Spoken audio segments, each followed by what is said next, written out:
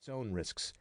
At any moment he might be kicked out of this strange state of suspended animation and fully unleash the mindless beast that writhed just under the surface of his scaly, bony, armored skin. And he knew right where his beast would head first. Rosalyn Thorne. He huffed a sad laugh. Of course, a witch would be his undoing. The poetic justice of it was just too perfect. And he'd been too eager for her from the start. He should have seen that from a mile away, but apparently that wasn't the way love worked. He was blind to it, blindly stubborn about it, even as he knew the danger grew near. He just couldn't help the way she drew him in. Love has a power all its own. His brother Lucian said something to that effect, but Leonidas never thought it would be him who would be helpless in the face of that power, that he would be captivated so completely by a woman who literally wanted nothing to do with him. Was he just craving something he couldn't have? Was he that pathetic?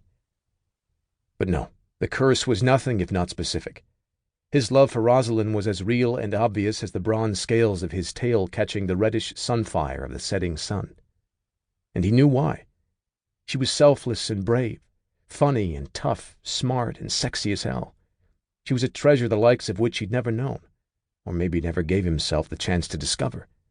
And he'd fallen hard and fast. At least she was safe from him now, even if his death would be a slow and agonizing one, pining away in his tomb. That he would be conscious for it was a particularly cruel twist. There was no end to the power of Meridi's curse, and its ability to make him suffer maximally right until the end.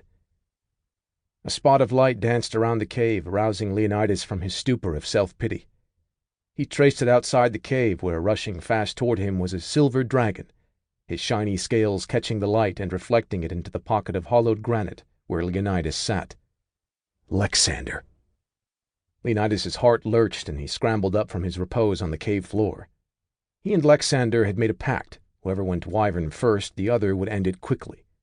And now his brother was winging toward him, a silver bullet come to end his torment.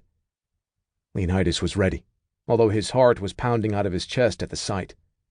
Despite hours of trying to effect his death on his own, the prospect of it winging toward him charged him anew. His tail swished the cave behind him, and his blood rushed in his ears. He stood, wings spread but outwardly as calm as he could manage, while Lexander landed at the edge of the cave entrance. His silver talons screeched against the granite as he grabbed his purchase. He stayed back from the protection of the wards and peered intently at Leonidas, trapped in his magical cage.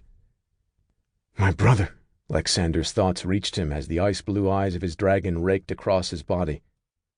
Leonidas's wyvern dragon was bronze, like his normal dragon, but with none of the smooth, elegant form and burnished scales.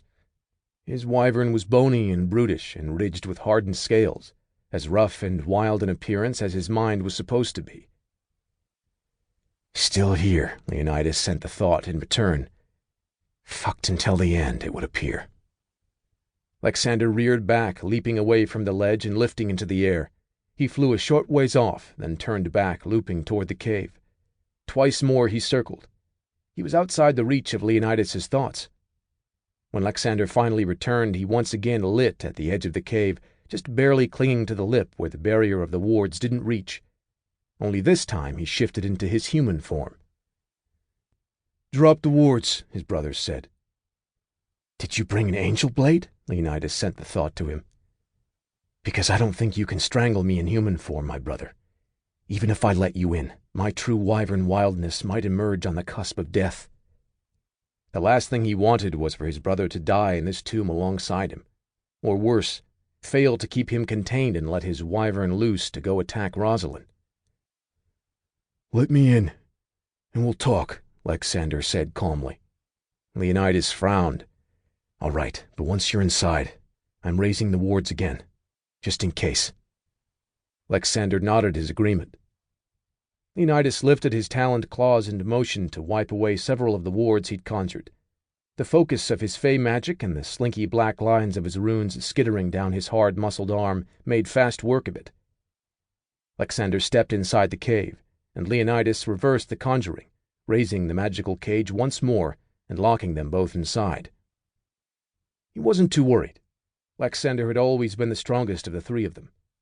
Born a minute after Lucian, but a minute before Leonidas, Lexander was the cooler head.